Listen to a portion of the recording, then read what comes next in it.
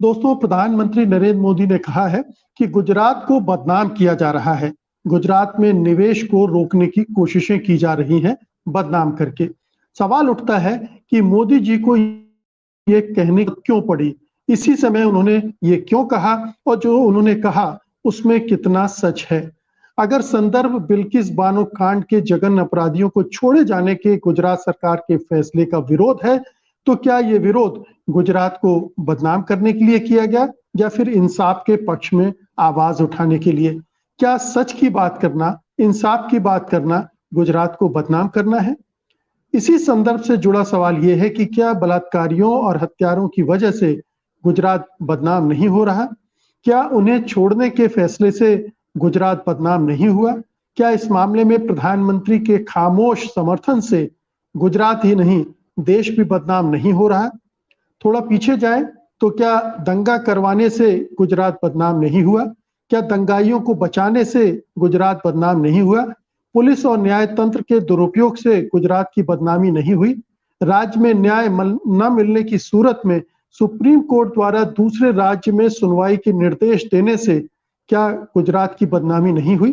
क्या एक के बाद एक फर्जी एनकाउंटर से गुजरात बदनाम नहीं हुआ? क्या निर्दोष लोगों को परेशान करने, उन्हें जेल में ठूसने से गुजरात बदनाम नहीं हुआ?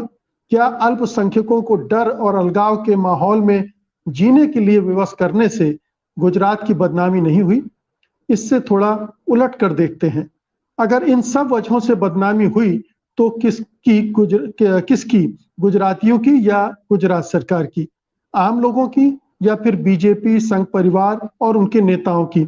इस बदनामियों को गुजरातियों की बदनामी से जोड़े जाने का क्या मकसद है? क्या इसलिए कि चुनाव सिर पर हैं और इस तरह के बयान देकर ध्रुवीकरण की राजनीति की धार को तेज किया जा सकता है? सवाल यह भी है कि गुजरातियों को इस बयानबाजी के मंतव्य समझ में आ रहे हैं या नहीं, या फिर वे भावनाओं में बहकर वही मान लेंगे जो मोदी जी मनवाना चाहते हैं। गुजराती गौरव की आड़ में वे राजनीति के शिकार बन जाएंगे। एक बदनामी का दूसरा पहलू और है। क्या गुजरात मेहुल चौकसी, नीरव मोदी जैसे लोगों के करतूतों से बदनाम नहीं होता, जिनको संरक्षण मिलता रहा मोदी जी का? या अदानी के कारनामों से गुजरात बदनाम नहीं होता, जिनको संरक्षण दे रहे हैं मोदी जी? तो ये तमाम सवाल हैं जिन पर आज की चर्चा में हम बात करेंगे। और इस चर्चा में हिस्सा लेने के लिए हमारे साथ जो मेहमान जुड़ चुके हैं उनसे आपका परिचय करा दूं। हमारे साथ दो वरिष्ठ पत्रकार जुड़ चुके हैं, अशोक वानखेड़े और मीरेन नागर। इसके अलावा सामाजिक मामलों के जानकार डॉक्टर लक्ष्मण यादव भी हमारे साथ हैं। आप सबका कार्यक्रम में बहुत बहुत स्वागत है। तो लक्ष्मण जी, दो वजह सामने आ रही हैं। दो चीजें हैं। एक तो ये जो कुछ भी बदनाम हुआ है, गुजरात जितना भी कुछ बदनाम हुआ है, उसमें खुद प्रधानमंत्री मोदी, उनकी पार्टी, उनकी सरकार का योगदान है।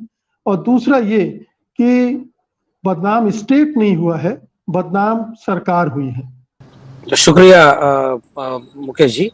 निश्चित रूप से जो बात अभी नागर साहब कह रहे थे, मैं वहीं से अपनी बात भी शुरू कर रहा हूं पूरी सहमति के साथ कि असल में लोकतांत्रिक संरचना के बीच भी एक दौर तो खासकर राष्ट्रवाद के उफान के बीच दुनिया भर ने पिछले 100 साल में देखा ही है कि कुछ खास किस्म की ताकतें जब सत्ता में आती हैं तो खुद की पहचान को राष्ट्र राज्य की पहचान से जोड़ देती हैं, ओवरलैप करती हैं और वो ये कहती है कि हम ही राष्ट्र हैं, हमारी बातें। और ये दरअसल लोकतांत्रिक समय में एक सामंती प्रवृत्ति है, राजशाही प्रवृत्ति है, राजा ही सब कुछ हुआ करता है। एक तो ये बात बहुत गंभीर बात है, ये विमर्श की बात है कि कैसे हम 75 साल मनाते हुए, आजादी के अमृत महोत्सव मनाते हुए भी बतौर नागरिक बोध अपने नागरिकों में ये समझ नहीं पैदा कर पाए कि भाई राजा गलत भी हो सकता है। एक बात, सरकार क्या कर रही है, जैसे कई बार पॉलिटिकल पार्टियां अपने बचने के लिए कहती हैं कि ये स्टैंड सरकार का नहीं है, पार्टी का है। तो ये जो फर्क है कि आपके सरकार के द्वारा जो काम किया गया है, इससे अगर गुजरात बदनाम हो गया तो ये तो वही बात है कि कल को अगर बीजेपी हारती है तो भारत बदनाम हो गया क्या? या अगर भारतीय जनता पार्टी के नेतृत्व वाली सरकार के द्वारा किए गए किसी भी काम, सीएनआरसी का मूवमेंट हो, किसान आंदोलन हो, या किसी भी इस तरह की नीति हो जिसपे जनता सड़क पर उतर जाए, क्या भारत का विरोध है वो? जी, यही किया गया, इसे इसी रूप में पेश किया गया। तो यह जो काम गुजरात पे भी किया जा रहा है वो पूरे देश पर लागू किया जा चुका है। हम बतौर नागरिक समाज उसे भी नहीं रोक पाए, तो अब गुजरात वाली बात टुकड़े टुकड़े में आ रही है कि हाँ भाई आपने गुजरात को बदनाम किया। दूसरी बात, आपकी प्रस्तावना बहुत शानदार थी। आपने अपनी प्रस्तावना में मुकेश जी सिलसिलेवार तरीके से उन सारी घटनाओं का जिक्र किया जिन्होंने गुजरात को कोट अनकोट एक खास प्रवृत्ति की तरह से हमारे सामने पेश किया। वरना गुजरात तो पोरबंदर के रास्ते पूरे भारत तक आया था, चरखे के रास्ते पूरे भारत तक आया था, और लाख नफरत की कोशिशों, दंगाई राजनीति के बावजूद मजबूरी चरखे के पास ले जाती है, मजबूरी एक तस्वीर जरूर डलवाती है। एक तो ये बात, उस गुजरात को अब किस रूप में पहचाना जा रहा है। एक और बात जिसको शायद हमारे पूर्व के दोनों वक्ताओं ने इशारे में जिक्र किया, आइडेंटिटी पॉलिटिक्स तो सब कर रहे हैं, वो चाहे धर्म की आइडेंटिटी हो, चाहे जाति की हो, वो कर रहे हैं। आइडेंटिटी पॉलिटिक्स के तहत क्या गुजरात उस समय बदनाम नहीं हुआ जब झुग्गी झोपड़ी में रहने वाले लोगों के घरों के सामने से, चूंकि बड़े बड़े अतिथि आपके आने वाले थे तो पर्दे लगा दिए, दीवाने बना दी? वो कौन सा गुजरात मॉडल था?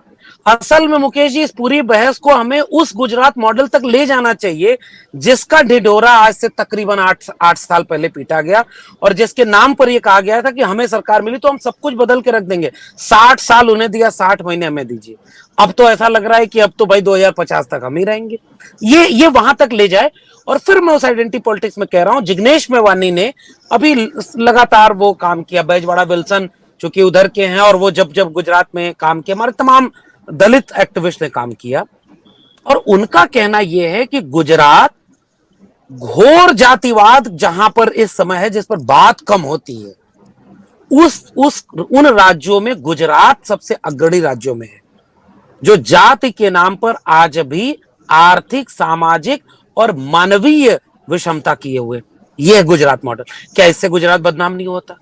इसलिए यह निश्चित रूप से मेरी सहमति पूर्व के वक्ताओं से और इससे है कि असल में आप बदनाम हो रहे हैं, और आप बदनाम नहीं हो रहे, बेसिकली आपकी मंशा जाहिर हो रही है। अच्छा, आखिरी टिप्पणी मुकेश जी, मैं तो सोच रहा हूं, और इसमें खूब बहस भी होती है, पता नहीं हम इसका रास्ता क्या ढूंढेंगे। कल्पना करिए कि जिन हत्यारों ने एक उस शायद राजस्थान की घटना है वो, जिसमें गर्दन काट दी, सरतन से जुदा, क्या एक भी मुसलमान ने एक लफ्ज भी कहीं स्वागत किया?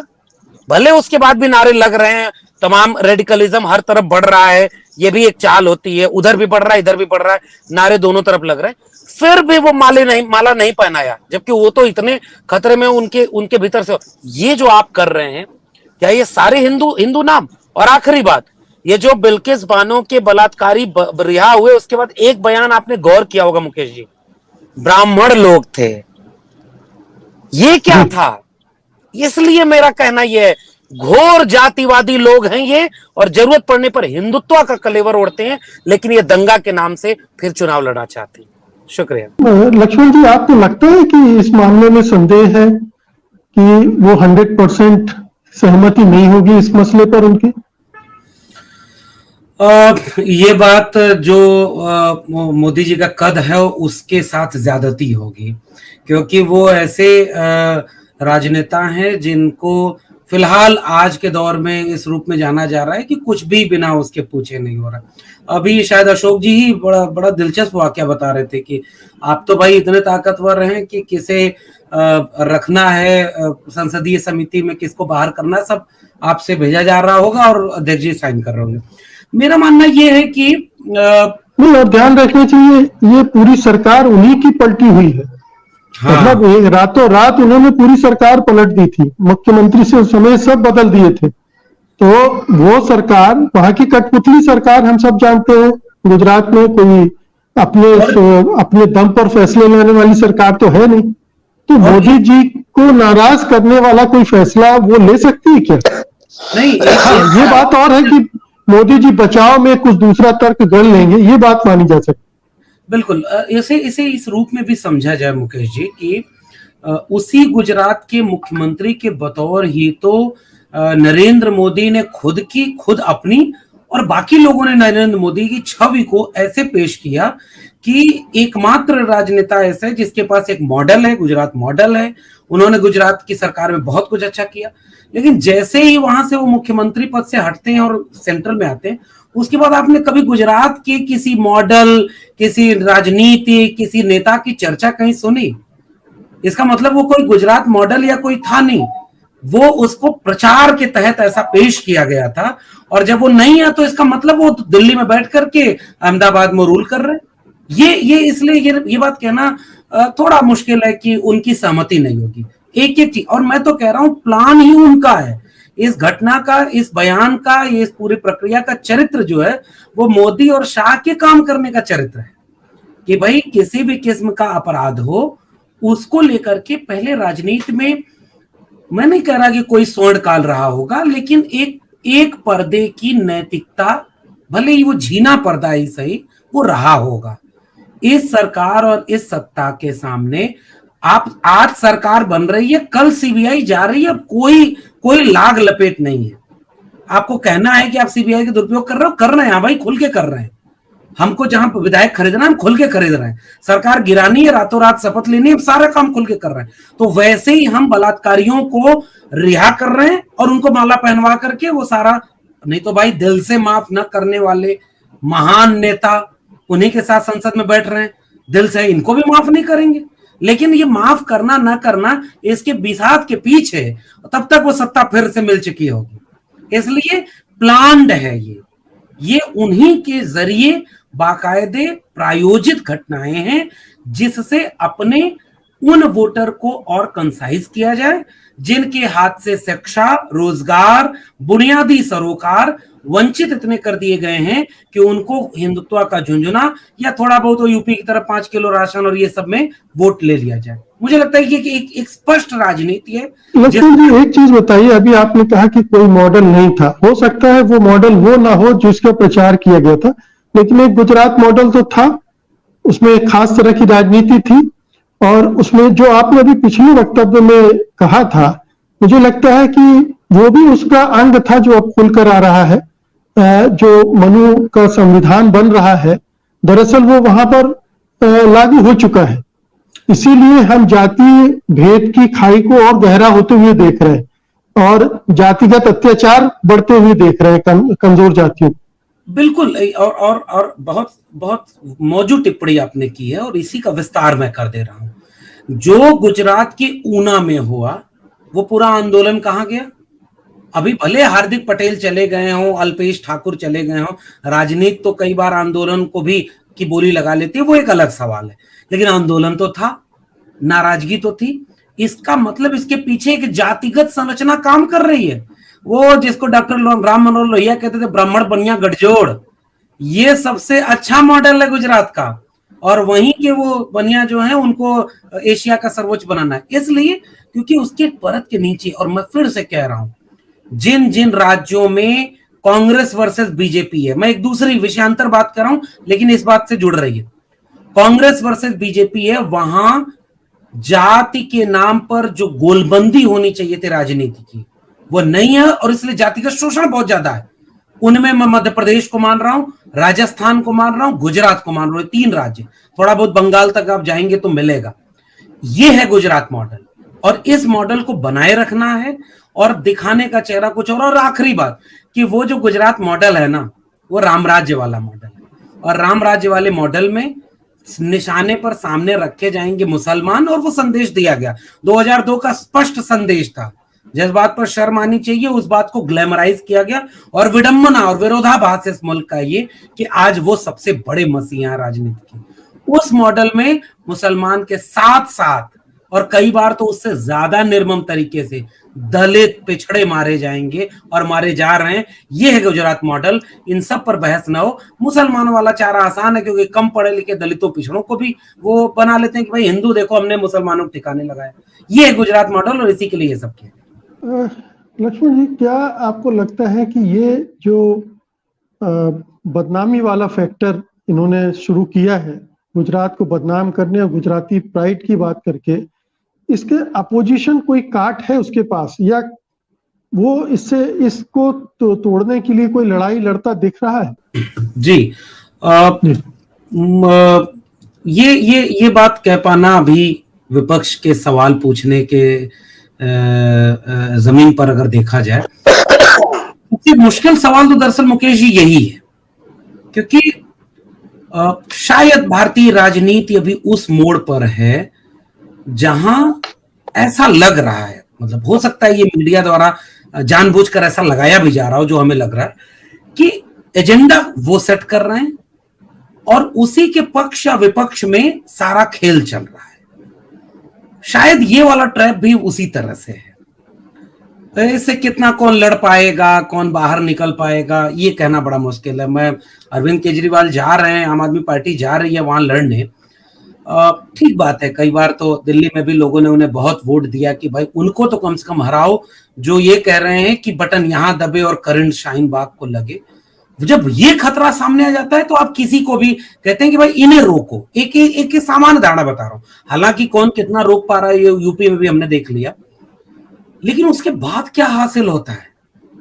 हनुमान चालीसा, उनसे ऊंचा झंडा, राष्ट्रवादी पाठ्यक्रम, राष्ट्रवादी बजट, कट्टर ईमानदार, कट्टर वो। अब लड़ाई इन लोगों के बीच हो गई। मैं इसे कैसे कहूं कि ये विपक्ष है? मेरी चिंता एक होगी, मैं अगर बिल्किस बानो की पहचान का व्यक्ति हूं, मैं एक मुसलमान नागरिक हूं, मुझे दोनों में क्या अंतर नजर आएगा?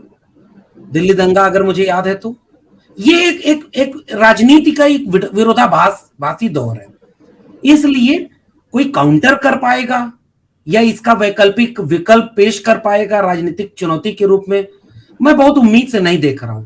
हाँ, एक आकांक्षा यह है कि किया जाना चाहिए।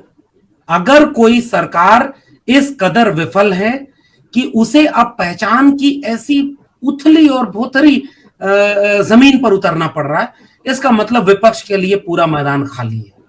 आप आइए, श्वेत पत्र जारी करिए उनके तमाम वादों का, उनके गुजरात मॉडल का, उनकी विफलताओं का, और उससे लेकर के जनता को कन्विंस करिए। शायद वो गुजराती मानस फिर इसकी व्याख्या ये करे कि अरे नहीं साहब, हम गुजराती बदनाम नहीं हो रहे थे, बदनाम आप हो रहे थे। अगर ये काम आप करने में सफल हो गए कि गुजरात के भीतर से ये आवाज आई, मैं यही कह रहा था, मैं कह रहा था, मेरे सवाल का मसला केंद्र बिंदु यही था कि ये एक पॉइंट है जहां पर विपक्ष चाहे तो इसको कर सकता है।